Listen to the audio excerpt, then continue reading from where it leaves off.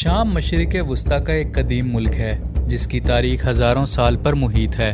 اس خطے کو قدیم تہذیبوں کا گہوارہ سمجھا جاتا ہے جہاں مختلف سلطنتوں نے حکمرانی کی۔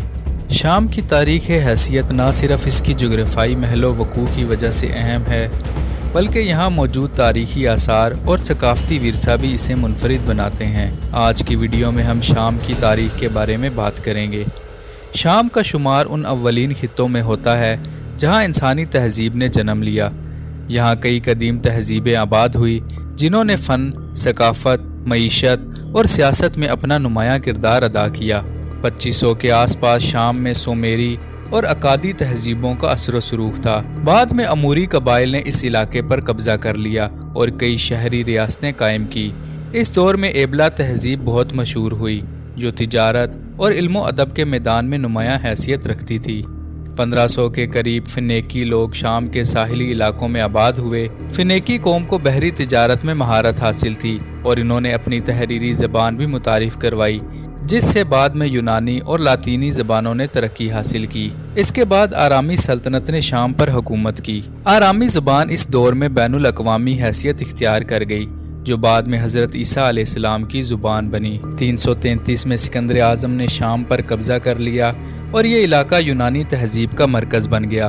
سکندر کے بعد سیلوکوسی سلطنت نے شام پر حکمرانی کی اور انطاکیہ کو دارالحکومت بنایا اور رومی جنرل نے شام کو رومی سلطنت میں شامل کر دیا۔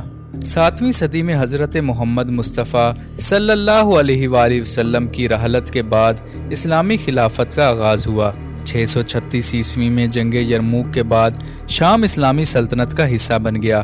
خلافت راشدہ کے بعد بنوامیہ نے دمشق کو اپنا دارالحکومت بنایا اور شام کو اسلامی تہذیب و تمدن کا مرکز بنا دیا۔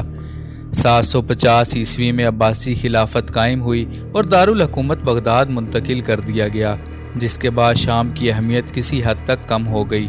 بعد میں فاطمی، سلجوقی اور زنگی حکمرانوں نے بھی یہاں حکمرانی کی۔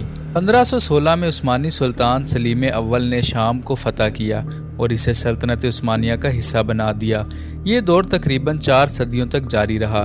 عثمانیوں کے زوال کے بعد پہلی جنگ عظیم میں شام پر فرانس نے قبضہ کر لیا اور 1920 میں اسے اپنی نو آبادی بنا دیا۔ دوسری جنگ عظیم کے بعد شام میں آزادی کی تحریکیں زور پکڑ گئی اور 17 اپریل 1946 کو شام نے فرانس سے آزادی حاصل کی۔ آزادی کے بعد شام میں سیاسی عدم و استحکام رہا اور 1958 میں شام اور مصر نے مل کر متحدہ عرب جمہوریہ قائم کی جو 1961 میں ختم ہو گئی۔ 1963 میں باعث پارٹی نے اقتدار سنبھالا اور 1971 میں حافظ الاسد شام کے صدر بنے۔ انہوں نے کئی دہائیوں تک آمرانہ حکمرانی کی اور ملک میں ترقیاتی منصوبے متعارف کروائے۔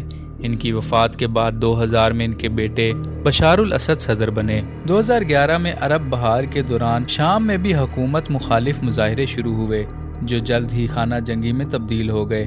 حکومت اور باغیوں کے درمیان جھڑپوں کے نتیجے میں لاکھوں افراد جاں بحق اور بے گھر ہو چکے ہیں۔ اس جنگ میں بین الاقوامی طاقتیں بھی ملوث رہی ہیں۔ دوستو، شام کی تاریخ پیچیدہ اور اتار چڑھاؤ سے بھرپور رہی ہے۔ اس خطے نے کئی سلطنتوں، جنگوں اور ثقافتی ترقی کو قریب سے دیکھا ہے۔